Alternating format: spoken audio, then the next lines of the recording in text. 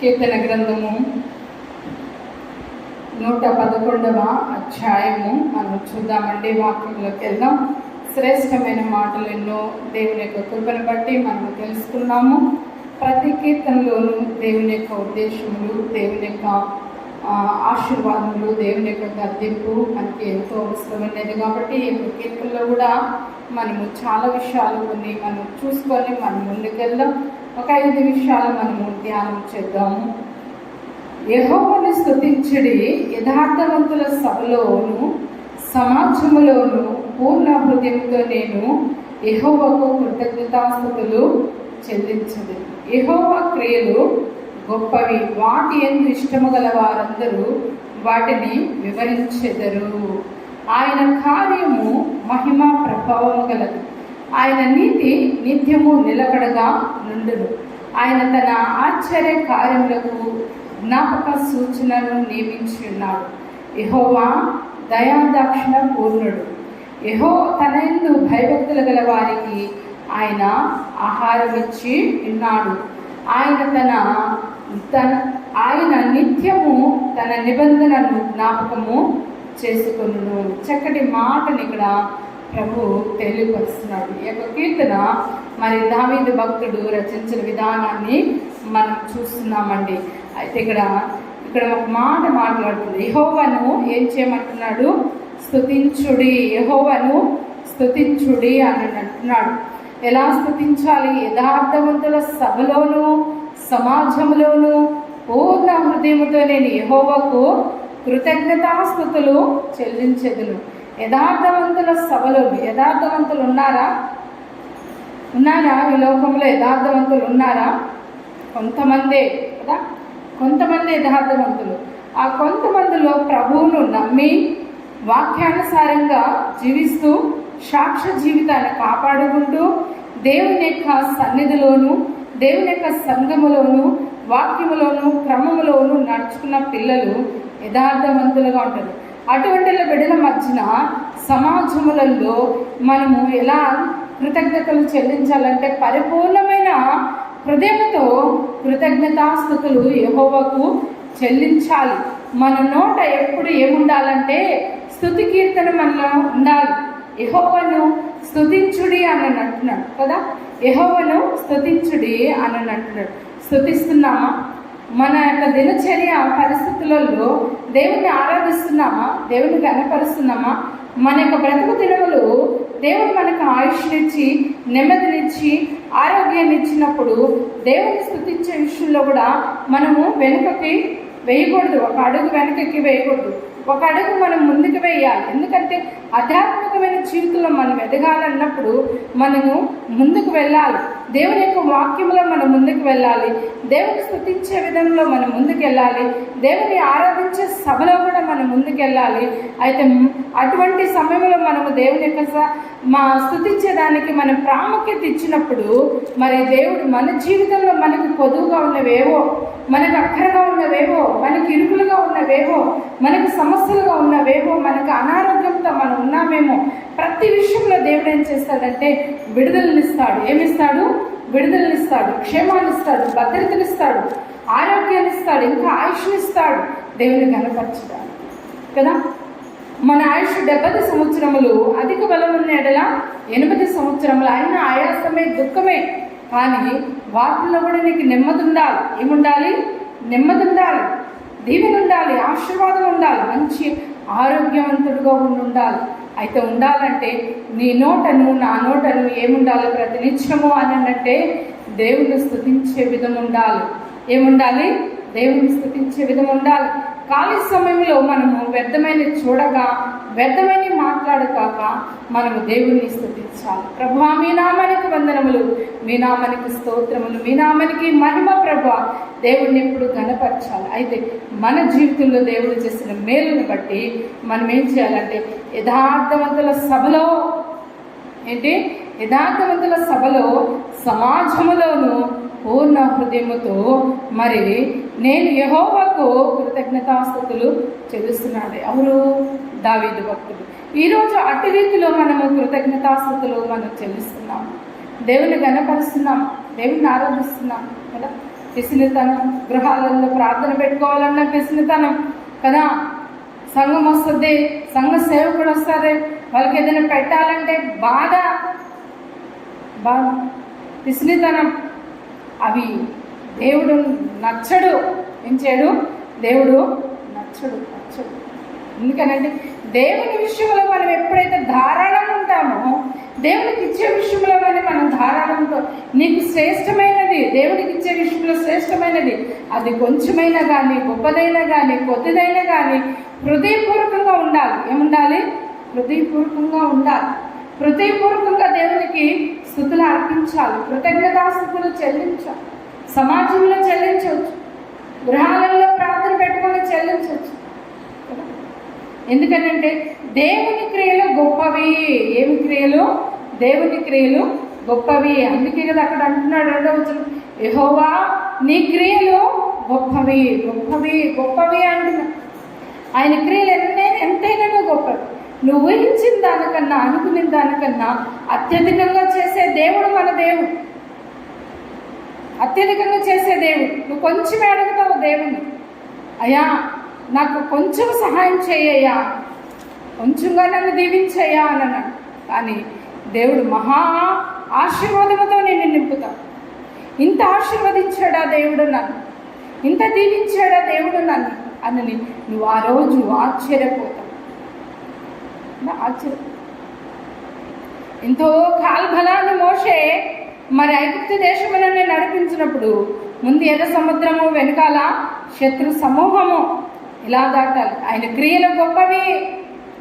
అయా మేము ఎలా దాటాలి ప్రభా, అయా మేము ఎలా ముందుకు పోవాలి అని నేను ప్రార్థించినప్పుడు ఆయన మార్గం సరళం చేస్తాడా లేదా? సరళం చేస్తాడు. నీ జీవితంలో కూడా ఎప్పుడు నీ యొక్క నోటను, నీ హృదయంలో దేవుని స్తుతించినప్పుడు, పరిపూర్ణమైన హృదయంతో దేవునికి స్తుతులు సమర్పిస్తున్నప్పుడు, సమాజంలోను సంఘములోను నువ్వు దేవునికి మనవి చేసినప్పుడు, హృదయపూర్వకంగా నువ్వు అడిగినప్పుడు దేవుని యొక్క క్రియలను పొందుకుంటావు. ఆయన క్రియలు, చేసే క్రియలు గొప్పవి అంటున్నా. వాటి ఎందు ఏముంచుకోవాలంటే మనం తెలుసా? ఇష్టం ఉంచుకోవాలి. ఏం చేయాలి?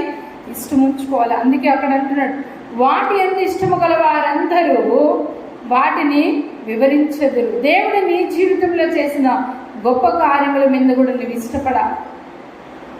ఏదో ముఖస్థుతి కోసం రాకూడదు, ఏదో పోవాలి వెళ్ళాలి అనేది ఉండకూడదు. నీ దేవుని పట్ల నువ్వు ఒక ఇష్టం కలుగుతా. నిన్ను ఇష్టపడ్డాడు కదా దేవుడు. ఈ లోకానికి నిన్ను ఇష్టపడి ఈ లోకానికి వచ్చాడు. నీ కోసం ప్రాణం పెట్టాడు. నీ తల్లి, నీ తండ్రి చేయలేని త్యాగము దేవుడు చేశాడు. ఎవరు చేశారు? దేవుడు చేశాడు. నీ తల్లి, నీ తండ్రి చేయలేని త్యాగము దేవుడు చేశాడు. ఆ త్యాగాన్ని నువ్వు గుర్తించాలి. ఆయన త్యాగం మీద నువ్వు ఇష్టపడాలి. ఏం చేయాలి? ఇష్టపడాలి.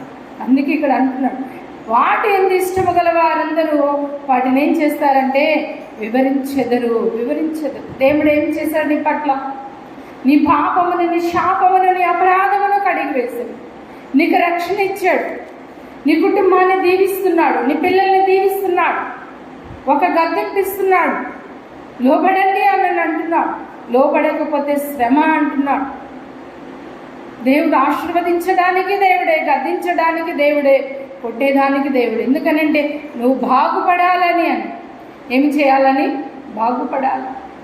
వాటి ఎందు నువ్వు ఇష్టము కలిగిన వాడుగా, ఇష్టం కలిగిన సంఘముగా, ఇష్టం కలిగిన బిడ్డగా ఉండాలని దేవుని యొక్క ఉద్దేశము. అయితే అవన్నీ కూడా నువ్వు వివరించాలి. దేవుడు నన్ను కొట్టాడు, దేవుడు నన్ను గద్దించాడని నువ్వు మూలను కూర్చోడు. అలా చేయకపోతే నేను నరకంలో పడిపోతాను, అలా చేయకపోతే నేను పాపంలో పడిపోతాను, అలా చేయకపోతే నేను శాపంలో పడిపోతాను. ఎవరైనా నీ జీవితంలో పక్కదావకి వెళ్తున్నప్పుడు ఆడొక గుంటో, నుయ్యో, గొయ్యో ఏదైనా ఉన్నదనుకో, నీకు తెలియకుండా వెళ్ళిపోతున్నావు. ఒక బురద ఉంది అక్కడ, వెళ్ళిపోతున్నావు. దాంట్లో పడిపోతే అమ్మా వెళ్ళే దావ మంచిది కాదు, అక్కడ పరిస్థితి బాగాలేదు, అక్కడ పెద్ద గొయ్యి ఉంది, పెద్ద ఊగున్నది, దాంట్లో కూరుకుపోతావు, జాగ్రత్త, లేవలేవు నువ్వు, జాగ్రత్త అని నువ్వు మెలకువతో ఉన్నప్పుడే నీకు సజెషన్ ఇచ్చారనుకో, నువ్వు తప్పించుకుంటావా లేదా? తప్పించుకుంటావు. ఆ మార్గం గుండా నువ్వు వెళ్ళవు, ఆ మార్గం గుండా నువ్వు వెళ్ళకుండా జాగ్రత్త పడతావు. అయితే అవి గొప్ప క్రియలు కదా, వాటి ఎందు మనము ఇష్టము కలిగిన వారు ఉండవల్ల అప్పుడు నువ్వేం చేస్తావు? నా దేవుడు ఇది తప్పించాడు, నువ్వు పలానా అమ్మ ద్వారా పలానా అయ్య ద్వారా దేవుని యొక్క వాక్యము ద్వారా దేవుడు నాకు తెలియపరచాడు, నిన్ను తప్పింపబడ్డాను. ఒకవేళ పోగా అలాగ చెప్పకపోతే నేను ఆ బురదలో పడిపోయేదాన్ని, మరి ఆ గుండెలో నీలో ఊబిలో పడిపోయేదాన్ని. నన్ను సరి చేసి నన్ను కాపాడాడు దేవుడు మనం చెప్పుకుంటామా లేదా? చెప్పుకుంటాం. మరి అవి మనం ఏం చేయాలనంటే వివరించాలి. ఏం చేయాలి? వివరించాలి, చెప్పాలి. వివరించిన ద్వారా అనేకులు కూడా దేవుని యొక్క వైపు తిరిగేదానికి నువ్వు ఒక సాధనంగా కూడా వాడబడాలి, ఒక సాధనంగా వాడబడాలి. అయితే ఇంకా ఏమంటున్నాడు ఇక్కడ? తన వాక్యంతో ఇంకా సెలవిస్తున్నాడు, చక్కటి మాటని ఇక్కడ తెలియపరుస్తుంది. ఆయన కార్యము మహిమ ప్రభావము గలది. ఆయన కార్యం ఎలాంటిది? మహిమ ప్రభావము గలది. ఆయన కార్యములు, ఆయన చేసిన కార్యములు బట్టి ఆయనకే మహిమ చెల్లునుగాక, ఆయనకే మహిమ చెల్లునుగాక. దేవుడు నీ జీవితంలో కార్యం చేస్తే, నీ ద్వారా అనేకమైన ఆత్మలను నడిపిస్తే నీకు కాదు మహిమ, ఎవరికి? దేవునికి మహిమ. నేను ఒక సాధనంగా వాడుకున్నాడు అంతే, నిన్న ఒక పనిముట్టుగా వాడుకున్నాడు అంతే, నిన్న ఒక బోధకుడుగా వాడుకున్నాడు అంతే. నీ నోటుకు నీ హృదయానికి ఆయన మాటలు ఉంచాడు, ఆయన ధైర్యాన్ని నింపాడు. మోషేతో అన్నాడు, నేను మాటలాడలేని వాడును, నేను నోటి మాంద్యము కలిగిన వాడును, నా వల్ల కాదయ్యా అనంటే నీకు తోడుగా నీ అన్నను పంపుతాను, అలాగే నీ నోరుని నేను ముట్టెదును అన్నాడు. నేను గొప్ప కార్యములు చేశాడంటే ఆ కార్యముల ద్వారా అనేకులకు తెలియపరచదు నిన్ను ఒక సాధనంగా వాడు. అయితే ఆ ఘనత ఎవరికి పోవాలమ్మా? దేవునికి పోవాలి. ఆయన కార్యములు మహిమ ప్రభావము గలది అంటున్నాడు. ఈ 111వ కీర్తనలో శ్రేష్టమైన వర్తమానాలు దేవుడు ఎన్నో తెలియపరచు. ఆయన ఉద్దేశాలు, ఆయన కార్యములు, ఆయన చేసిన మేలులు ఎన్నో గొప్పవి ఉన్నాయి ఇక్కడ. ఇంకా ఏమంటున్నాడు? ఆయన నీతి నిత్యము నిలకడగా నుండును. ఆయన నీతి నిత్యము నిలకడగా ఉంటుంది. మనుషుల నీతి తగ్గిపోద్దు. కొన్ని ఆశలు అవ్వగా ఫస్ట్ బాగానే ఉంది, అదామ బాగానే ఉన్నాడు, చూపునకు రమ్యమైనదిగా కనబడింది. ఎలా కనబడింది? రమ్యమైనదిగా కనబడింది, కంటికి రమ్యమైనదిగా. అది ఇంత అందంగా ఉంది పండు, దాన్ని తింటే మీరు దేవతల వలె అవుతారు, మీరు ఇలా ఉండరు అని అపవాది అన్నప్పుడు నిజమేనా, అలా ఉంటామా అని ఒక ఆలోచన వచ్చేసి నిజమేనేమో అని కొన్ని తీసుకొని తిన్నది తన భర్తకు కూడా కొన్ని అందించేసింది. తన భర్త కూడా ఏమి మాట్లాడకుండా తినేసింది. ఒక్క గద్దింపు మాట్లాడుంటే, నారీ తినకూడదు నువ్వు ఈ బాపై పండు, దేవుడు ఆజ్ఞాపించాడు కదా. ఆనాడు ఆదాము అడ్డుపడు, ఇద్దరు దేవుని యొక్క ఆజ్ఞని అతిక్రమించారు, పాపము సంపాదించుకున్నారు. దిగంబరులుగా వాళ్ళు కలిగిన వారుగా వాళ్ళు చూసుకున్నారు. వాళ్ళకి పాపం వచ్చేసింది వాళ్ళ జీవితంలో. తిరిగి చెట్ల దగ్గరికి వెళ్ళిపోయారు, చెట్ల చాట్లకి వెళ్ళి ఆ యొక్క ఆకులు కుట్టుకొని వాళ్ళు ధరించుకున్న వారు. ఎందుకు శ్రమ, ఎందుకు అవిధానం? అపవాదికి చోటిచ్చింది, నీతిలో నుండి తప్పిపోయింది. మన జీవితంలో కూడాను ఏదైనా ఒక ఆశ కలిగినప్పుడు కదా, అది కంటికి కానీ హృదయానికి కానీ శరీరానికి కానీ ఏదైనా ఒక ఆశ కలిగినప్పుడు అవి ధరించుకుందాం, ఇవి పెట్టుకుందాం, అవి కావాలి ఇవి కావాలని ఒక ఆశ కలిగినప్పుడు మన నీతి ఏమైపోతుందంటే తప్పిపోతుంది. మనుషుల నీతి తప్పిపోతుంది. అందుకే అంటున్నాడు కదా రోమీయులకు రాసిన పత్రికలో, నీతిమంతుడు ఒక్కడునూ లేడు, అందరూ అనీతిమంతులే, నీతిమంతుడైన వాడు దేవుడొక్కడే, దేవుడొక్కడే, దేవుడొక్కడే, ఆయనొక్కడే నీతిమంతుడైన దేవుడు. ఆయనకు తప్ప అభివృద్ధి ఇంకెవ్వరికి లేదమ్మా. అందుకే ఈ మాట ఇక్కడ అంటున్నాడు, ఆయన నీతి నిత్యము నిలకడగా నుండును. 3వ ఆయన నీతి నిత్యము నిలకడగా ఉంటుంది. ఆయన ఉంటున్నప్పుడు రేపు ఆయన దగ్గరికి నువ్వు వెళ్ళాలి. ఎక్కడికి వెళ్ళాలి? దేవుని దగ్గరికి నువ్వు వెళ్ళాలి. మరి నువ్వు ఉండాలి కదా, మన సాక్షి జీవితం కాపాడుకోవాలి కదా, మనం నీతి కలిగిన పిల్లలంగా ఉండాలి కదా, న్యాయం కలిగిన పిల్లలంగా ఉండాలి కదా, యథార్థవంతులు కలిగిన పిల్లలంగా ఉండాలి కదా, ఆశీర్వదింపబడిన పిల్లలంగా ఉండాలి కదా. మన సాక్షి జీవితం ఎవరెవరి కోసమో మన సాక్షి జీవితం పోగొట్టుకో. నీ దేవుడి కోసము నీ సాక్షి జీవితము నిలబెట్టుకో. ఒంటరిగా వచ్చాం, ఒంటరిగా వెళ్ళిపోతాం.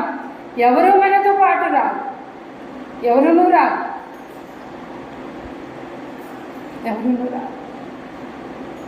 కానీ నువ్వు ఒంటరిగా వెళ్ళేటప్పుడు నీ సాక్షి జీవితమే, నువ్వు చేసిన భూమి మీద మంచి కార్యములే నువ్వు తీసుకొని వెళ్ళగలుగుతావు. నీతో పాటు ఎవరు వస్తారు? దేవుని యొక్క ఆత్మ ఉంటుంది. ఏముంటుంది?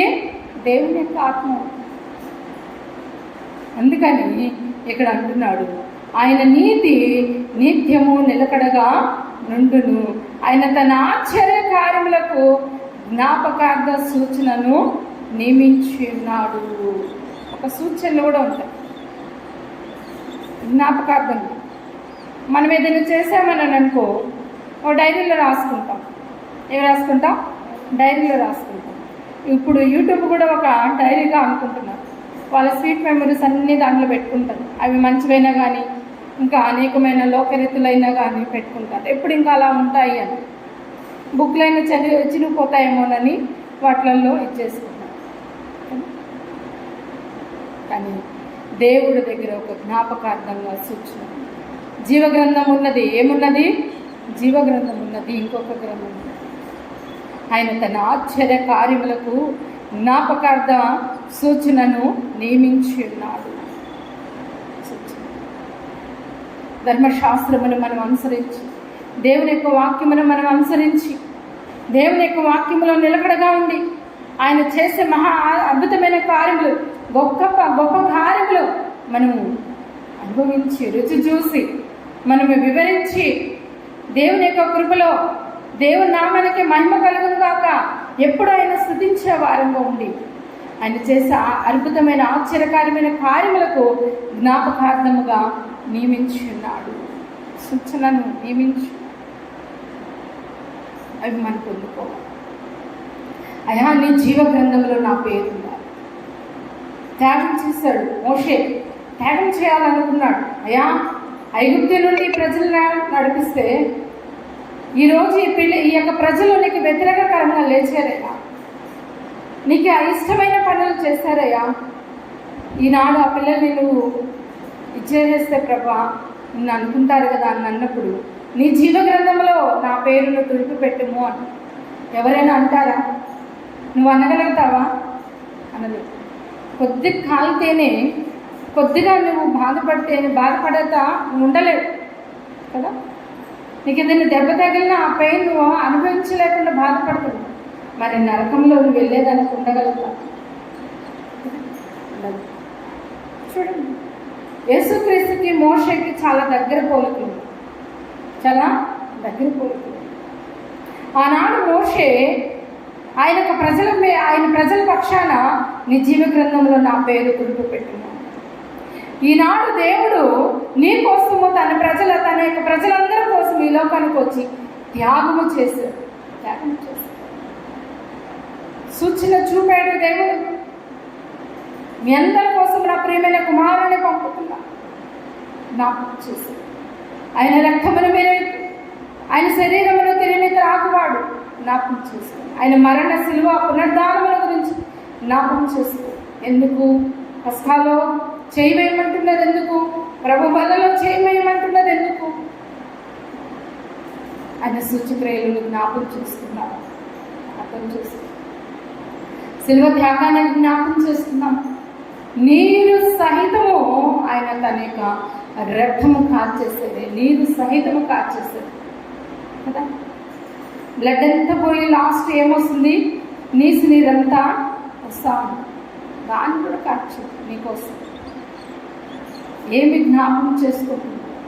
ఆయన జ్ఞాపకం చేసుకొని ఆయన నీకోసము మరి లోకానికి వచ్చాడు, నియమించాడు. మరి నీ జీవితంలో కూడా ఇలాంటి ఒక ప్రణాళిక కలుగున్నావు జ్ఞాపకం చేసుకో. యెహోవా దయాదాక్షిణ పూర్ణుడు. యెహోవా దయాదాక్షిణ పూర్ణుడు. ఆయన దక్షిణ హస్తము చాపుతున్నాడు. ఆయన దయాళత్వం ఉంది, మంచితనం ఉంది, సాత్వికం ఉంది. ఆయన కోపం కలిగిన వాడు, కానీ ఆయన కోపము నిమిషం మాత్రమే. ఆయన దయ ఆయుష్కాలం అంతా నిలుస్తుంది. ఎలా ఉంటున్నాం? ఆయన ఉన్న గుణలక్షణాలు చూడండి. ఏదో ప్రభువా స్తోత్రం స్తోత్రం స్తోత్రం అనుకుంటున్నాం. నువ్వు చిన్న 4 మాటలు స్తోత్రం అనున్నాం, కానీ నీ జీవితం మార్చేస్తున్నాడే. స్తుతి నీ స్థితిని మార్చునన్నారు ఎత్తుగా. నీ స్థితినే మారుస్తున్నాడే. నీ స్థితిని, నీ బ్రతుకుని, నీ జీవితాన్ని మారుస్తున్న దేవుని యొక్కలో ఉన్న గుణలక్షణాలను గమనించావా? ఆలోచన చేసావా? ఒక్కసారి ఆలోచన చేసావా? ఆయన దయాళత్వం కలిగిన వాడు, మంచి మనస్సాక్షి కలిగిన వాడు. నా దేవుడు మంచి మనస్సాక్షి కలిగిన వాడు. నా మనసు ఎలా ఉంది? నా హృదయం ఎలా ఉంది? వేషధారణతో ఉందా? మంచి మనసుగా ఉందా? దయాళత్వం కలిగిన ఇతరుల పట్ల, ఇరుగు పొరుగు వాళ్ళ పట్ల, సంఘం పట్ల నేను ఎలా ఉన్నాను? ఒకసారి ఆలోచన చేసి, సంఘ బిడ్డల పట్ల, ఈ సకల జనుల పట్ల దేవుడు ఒక మంచి ప్రణాళిక కలిగి, ఆయనకి వ్యతిరేకకరంగా లేస్తే తప్పితే, ఆయనకి వ్యతిరేకకరమైన పనులు చేస్తే తప్పితే, మిగతా టైంలో అంతటా ఆయన దీవిస్తాడు, ఆశీర్వదిస్తాడు. నిన్ను ఉన్నతమైన స్థితిలో దేవుడు పెడతాడు. అది గుర్తించు. నువ్వే బలహీనతలో ఉన్న ఆ బలహీనతలో నుండి దేవుడు బలాన్నిచ్చి పైకి లేకపోయినాడు. ఇంకా 5వ వచనంలో ఏమంటున్నాడు?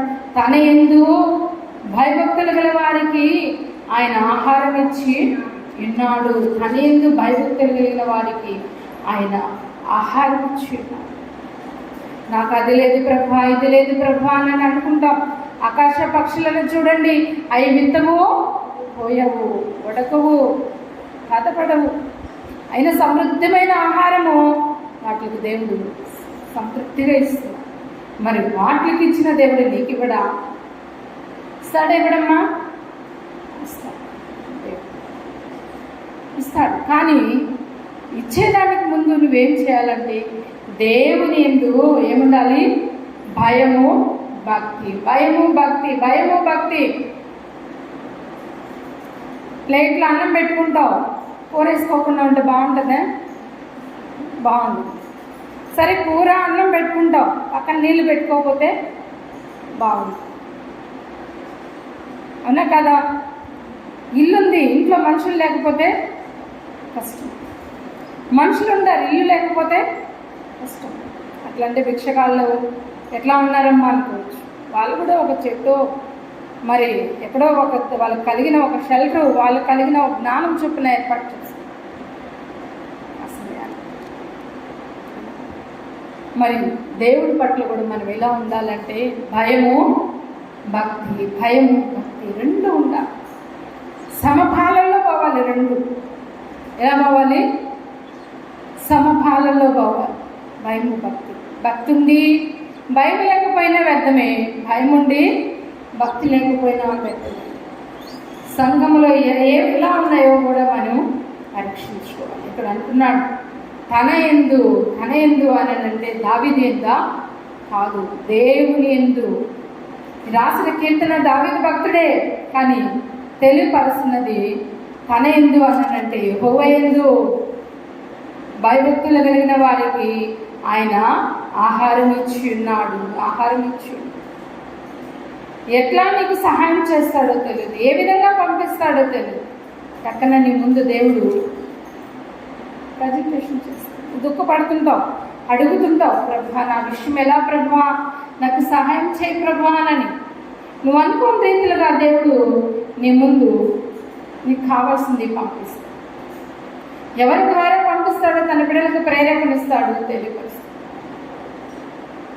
ఆహారం ఇచ్చి ఇంకా ఏమంటున్నాడు? ఆయన నిత్యము తన నిబంధన జ్ఞాపకము చేసుకుంది.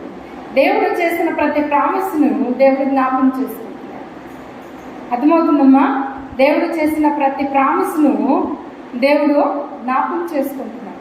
అయితే మనం చేసినది ఎన్ని ఉపవాస ప్రార్థనలలో మనం తీర్మానం చేసుకొని ఉంటాం, ఎన్ని ఆదివారాలలో నేను ఇలా ఉండాలని తీర్మానం చేసుకుంటాం, ఎన్ని 31 డిసెంబర్ 31 మరి ఇలా ఉండాలి అని అనుకుంటాం కదా. పస్కా రోజు నేను ఇలా ఉండాలి అని అనుకుంటాం. ఎన్ని రోజు తీర్మానం చేసుకుంటాం. కానీ నీ జీవితంలో ఎన్నిసార్లు నువ్వు తప్పిపోయావు, నీ జీవితంలో ఎన్నిసార్లు పక్కకు వైదొలిగిపోయావు, ఎన్నిసార్లు దేవుని బాధ పెట్టావు, ఎన్నిసార్లు దేవుని ఇబ్బంది పెట్టావు.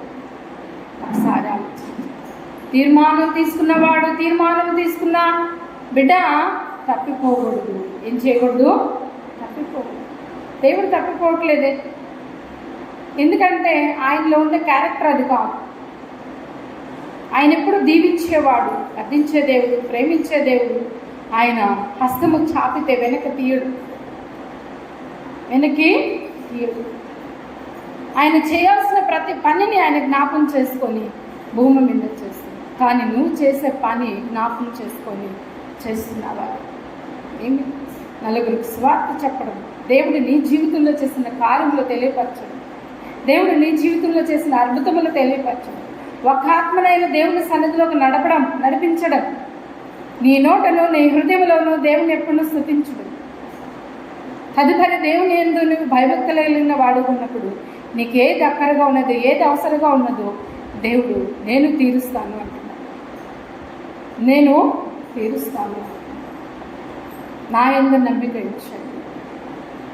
యెహోవా యందు నమ్మిక ఉంచువాడు కదలక నిత్యము సీయోను కొండవలె ఉంటాడు కదా. చక్కటి మాటలు ఎన్నో ఉన్నాయి చూడండి. 125వ కీర్తనలో కూడా అన్నాడు అన్నమాట, యెహోవా యందు నమ్మిక ఉంచువారు కదలక నిత్యము నిలుచు సీయోను కొండవలె నుందురు. యెరూషలేము చుట్టూ పర్వతములు ఉండునట్లు యెహోవా ఇది మొదలుకొని నిత్యము తన ప్రజల చుట్టూ ఉండును. తన ప్రజల చుట్టూ మన చుట్టూ ఉంటున్నాడు. నీకు తెలియట్లేదు, నీకు అర్థం కావట్లేదు. తనేందు భయభక్తులు కలిగిన వారి పట్ల ఆయన దేవదూతుల్ని అలా పెడతాను. యోబు చుట్టూ కంచె వేస్తేనే కదా అపవాది అడిగింది, అవునా కదా? అయ్యా కంచె తీయ్యా, యోబులో విశ్వాసం ఉందో లేదో నేను చూపిస్తాను. కానీ యోబు యొక్క మనస్తత్వం దేవుడు బహుగా ఎరిగినవాడు. కానీ అతని ప్రాణమును ముట్టబాకు, అతనికి ఏ ఇబ్బంది కలగనీబాకు, ప్రాణాన్ని ముట్టబాకు. ఇదిగో కంచె తీస్తున్నాను. అతడు చనిపోయేదానికి సిద్ధంగా ఉన్నా కూడా విశ్వాసముల నుండి తొలగిపోడు అని కంచె తీశాడు. బిడ్డలు పొంగొట్టాడు అపవాది. ఆస్తి నష్టమైపోయింది, అన్నీ నష్టమైపోయింది. అయినా కూడా ఎక్కడ కూడాను చడియలేదు, భయపడలేదు. విశ్వాసము నుండి పక్కకి తొలగిపోలేదు. భార్య కూడా దూషించిందండి. ఏం చేసింది? నువ్వు దేవుని దూషించి మరణముఖము. భార్య కూడా బాధపెట్టి ఇలా మాట్లాడి నువ్వు నీ బాధను నేను చూడలేకపోతే భార్య కూడా అసహించుకోండి ఉంటుంది దేవుడు కదా. కానీ దేవుని మీద ఆవగింజంత అవిశ్వాసం కూడా ఎక్కడ కూడా తెచ్చుకోలేదు. అంత నమ్మకంగా ఉన్నాడు. తిరిగి రెండింతల ఆశీర్వాదము మరి యోబు పొందుకున్నాడు. నీ జీవితంలో కూడా అలా పొందుకోవాలని దేవుడు ఎంతో ఇష్టపడుతున్నాడు. అర్థం చేసుకుంటాడు. వాక్యంలో ఉండి నిలకడైన జీవితంలో ఉండి మరి దేవుని యందు నమ్మకమైన పిల్లలంగా ఉండి మరి మనం అలా నడుచుకున్నాం. లోకానికి చోటివ్వక దేవుని వాక్యమునకును సంఘాలకును సహవాసాలకును మనం లోబడి మరి బలపడి ఆధ్యాత్మికంగా ఎదిగి మనము దేవుని యొక్క మార్గములను